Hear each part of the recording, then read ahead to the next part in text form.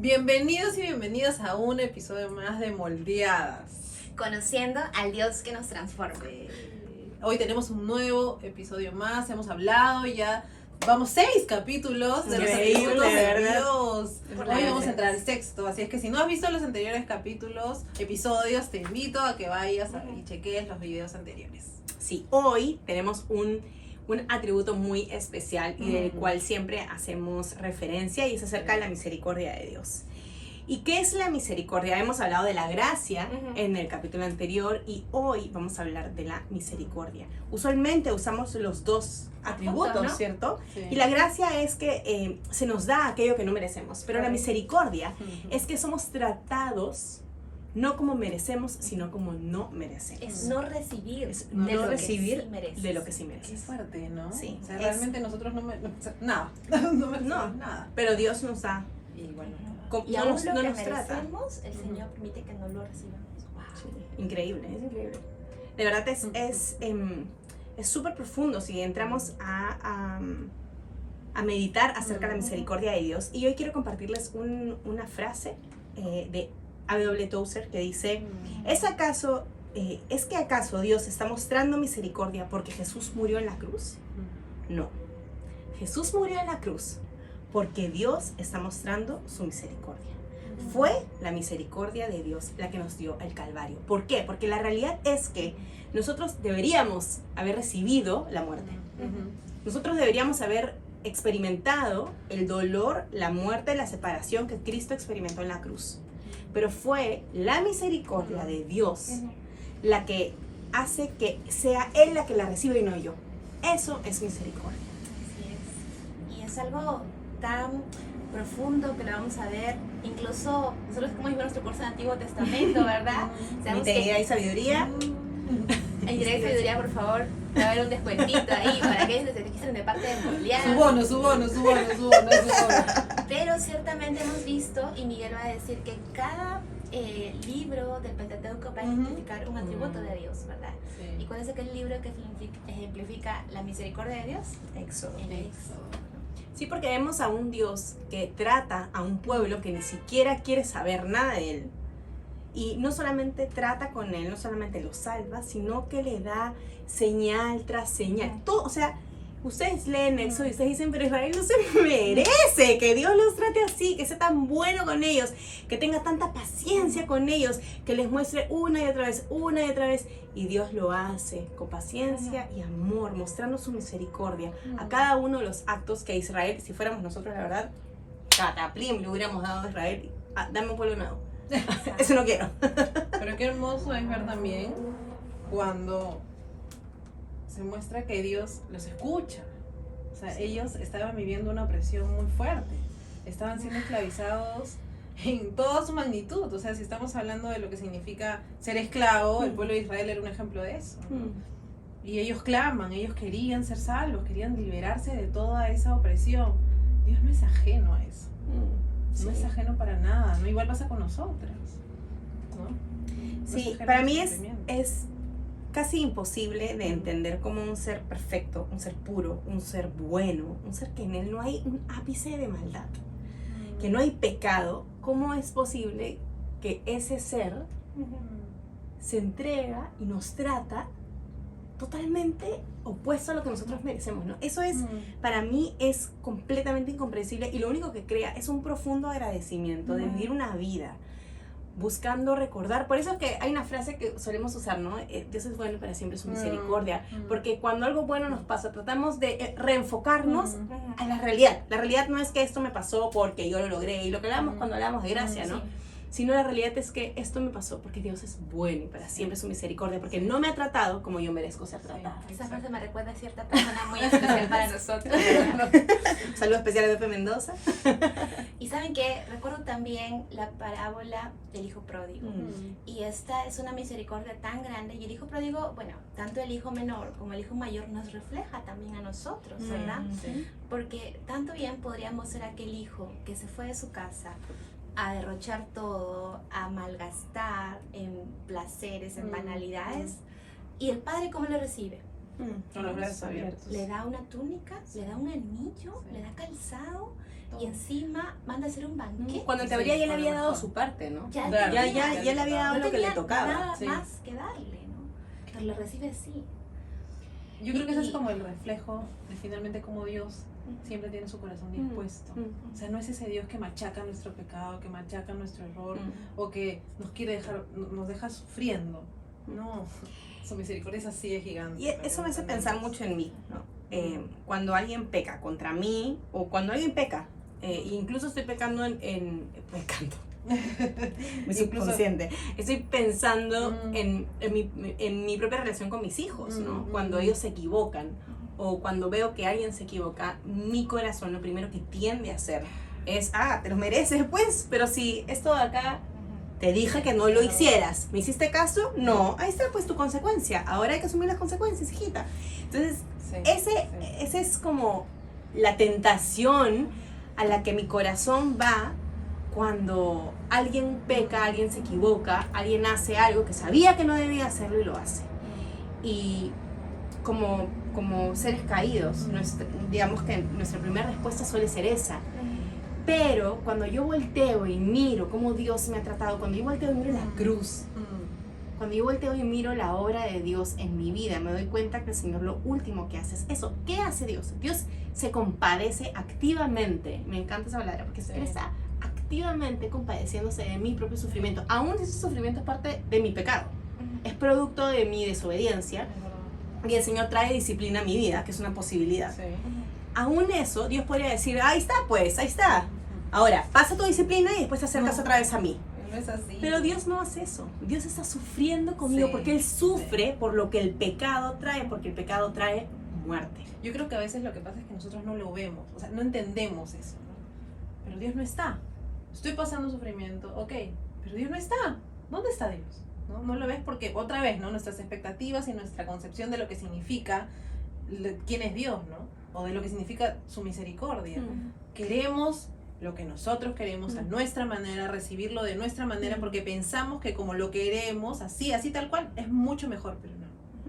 Y tenemos que llegar a reaccionar. Así como el hijo pródigo, que hay un versículo, una parte que me encanta que dice, y volvió en sí, se dio cuenta y dice, ¿no? Ojalá pudiera volver para que mi padre me tratara como uno de sus jornaleros, como uno de sus obreros, siquiera, porque realmente eso es lo último que merecía, ¿no? Pero el padre no lo trata conforme a lo que merecía, no le da de lo que merece, sino le da justamente lo que no merece. Entonces es realmente impactante esa realidad que también finalmente somos nosotros también. Sí, eso que tú dices me está acordando, justo estaba buscando un texto en 2 Corintios 7:10 que habla, dice, porque la tristeza que es conforme a la voluntad de Dios produce un arrepentimiento que conduce a salvación sin dejar pesar, pero la tristeza del mundo produce muerte. Y eso me hace pensar mucho cuando el Señor trae convicción de nuestro pecado. No es una convicción, es una convicción real, es una convicción que nos lleva a un verdadero arrepentimiento, pero no es una tristeza que, como dice el texto, nos lleva a esa tristeza que te lleva a una depresión, esa tristeza que te deja sin esperanza. Uno sufre porque reconoce la profundidad de su pecado y el daño que ese pecado puede traer a otros. Pero es una tristeza es una cosa bien extraña, y tú lo decías en el capítulo anterior, es algo sobrenatural, porque es una tristeza que viene cargada del amor de Dios. Uno sufre, pero es como que sabes que estás sufriendo por tu pecado, pero en los brazos de tu Padre. Entonces no te sientes abandonado en tu disciplina, te sientes acompañado y llevado por aquel Dios que en su misericordia, porque aún reconocer nuestro pecado es producto de la misericordia de Dios. Es imposible que seamos conscientes de lo que hemos hecho si el Señor no nos lo hace ver. No sé quién dice que el pez no sabe lo que es estar mojado, porque esa es su condición. Ay, no sé qué. Y hablando de pez, me recuerda a cierto gran pez y cierto personaje, Jonás, que justamente él vivió uno de esos tipos de sufrimiento que al final te hacen darte cuenta de tu pecado y volver a Dios. O sea, Dios también puede usar el sufrimiento para hacernos volver a Él, ¿no? Y ese sufrimiento que nosotros mismos nos provocamos por causa de nuestra necedad, por causa de nuestro pecado, ¿no? Entonces, ahí incluso está la misericordia de Dios, ¿no? Que utiliza siempre el mismo sufrimiento para poder hacernos darnos cuenta y poder volver hacia Él finalmente.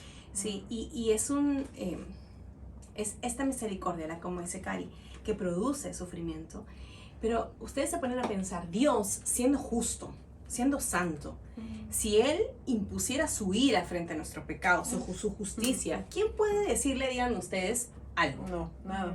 Pero la palabra dice repetidas veces que Dios es lento para la ira y abundante en misericordia. De hecho, Pablo en 2 Corintios 1:3 dice, tenemos un Padre de misericordias. Un Padre de misericordias. O sea, imagínense la posición de ustedes como papás, los que son padres. Un padre que lo que hace es abundar en misericordias. Entonces, Entonces, que el diablo es padre de mentiras. sí, y de hecho, voy a hacer un paréntesis. Acabas de decir eso. Thomas Goodwin dice que Dios, ¿dónde está eso? Bueno, que Dios es más padre de misericordias de lo que Satanás es padre del pecado. Imagínate. Eso es bien profundo porque realmente Satanás es terriblemente, terrible, horroroso. O sea, no hay nada que describa más a Satanás que Satanás mismo. Pero Dios es más padre de misericordias de lo que Satanás es padre de pecado. Entonces, eso me lleva a ver cómo cuando yo peco y Dios trae de su misericordia para revelarme mi pecado, Dios pudiera haber traído su ira, su justicia, su santidad, y yo no tengo nada que decir porque yo he pecado contra un Dios santo. Y estaríamos fulminados. Sí, Claro. y eso sería justo, Eso porque sería. estoy recibiendo de lo que me corresponde. Pero Dios También es misericordia. trae su misericordia y me espera a que yo caiga en cuenta y me arrepienta. Y eso a veces toma años, en que Sí. uno despierte de su necedad y caiga en cuenta, oh, Dios mío, he estado pecando de tal manera contra ti y no lo vi. Y gracias, porque, y aun cuando caigo en cuenta, y quizás después de años, el Señor me acompaña en mi dolor, de lo que mi pecado significa, y me acompaña, y me abraza, y me consuela, porque Pablo sigue diciendo en este texto que tenemos un Padre de misericordias y Dios de toda consolación. O sea, es un Dios que no es apático a mi dolor, sino no, Él está conmigo, aun cuando ese dolor es producto de mi sufrimiento, de mi pecado. Entonces es hermoso recordar la misericordia de Dios, cómo lo vemos en diferentes áreas de nuestra vida. Padre, he pecado contra el cielo y contra ti. Ya no merezco ser llamado tu hijo. Trátame como uno de tus jornaleros. Y si hubiese sido así, eso era justicia. Justo. Era justo. Eso estaba bien. Sí. Nadie iba a decirlo contra nadie, iba a decir, ay, que vale papá. Nadie iba a decir eso. ¿Sí o no? Era lo que merecía. Era lo que merecíamos, pero no hemos recibido lo que merecemos. Y eso es misericordia. Qué hermoso, ¿no? Qué poderoso. Yo creo que en este tiempo Dios me ha enseñado como a levantarme y a mirar cada mañana, y aunque otra vez repitamos esa frase, nuevas son tus misericordias cada mañana, Señor. Grande es tu fidelidad. Es que es así, ¿no? Es así. Y aunque, claro, el pecado está, las consecuencias del pecado nosotros las deberíamos de merecer igual, el Señor, y siempre se me viene a la cabeza Israel, ¿no? El Señor no les dio lo que merecían, ¿no? Él los guardó, los cuidó, escuchó. Recuerdo luego Moisés cuando en el medio de todo su proceso de travesía, clama y le dice, por favor, o sea, ten misericordia de este pueblo. No hagas lo que has dicho que ibas a hacer. Y Dios escucha. ¿Quién es Moisés para decirle, no? ¿Quién soy yo para decirle a Dios Todopoderoso, el creador de todo, de la molécula más chiquita, ¿no? ¿Quién soy Señor, yo? por favor, no lo hagas. ¿Quién soy yo? Pero el Señor lo hizo. Entonces eso nos muestra quién es Dios completamente Él, ¿no? Eso es una evidencia más de que todos sus atributos están en Él y Él los cumple todos porque es sobrehumano, es sobrenatural. Nuestro entendimiento no va a entender. Por eso vivimos por fe. Por eso vivimos creyendo en lo que Él dejó para nosotros en su palabra. Cristo mismo. Nada más que eso. Sí, y eso me recuerda que a lo malo del mundo llamó Dios, a lo pobre, a lo necio, a lo malo, Sí. para poder mostrar su misericordia. Qué Cristo fue y es la muestra máxima de la misericordia de Dios. Nosotros podemos ver cómo Dios no nos ha tratado como nosotros merecemos ser tratados. Nosotros podemos ver cómo no tenemos solamente la ira de Dios encima nuestro. Solamente porque Cristo experimentó la separación completa de Dios en la cruz. la soledad verdadera, completa, profunda en la cruz para que tú y nosotras no la experimentemos. Es Cristo la evidencia. Y cuando tú quieres pensar en la misericordia de Dios, recuerda esa cruz y recuerda que tú no has sido tratada como tú te mereces, ni aún hoy. Tenemos un Padre realmente sorprendente. Nuestro Padre de entendimiento. misericordias. Padre de misericordia. Así es. De verdad que esperamos con todo el corazón Ay, que sí. cada uno de los atributos que hemos estado compartiendo en este video, no solamente lo escuches, sino también que vayas a la palabra y digas, Señor, quiero conocerte como eres. Amén. Sí, yo creo que ese es una oración que Dios va a revelar. O sea, no es una oración que Dios, quizás no vas a tener la respuesta que quisieras. No, es una oración que Dios va a mostrar, porque Sí. Dios se ha revelado en su palabra y Él quiere que tú lo conozcas. Así que las esperamos en un próximo episodio de Moldeadas. Que Dios los bendiga y gracias por acompañarnos.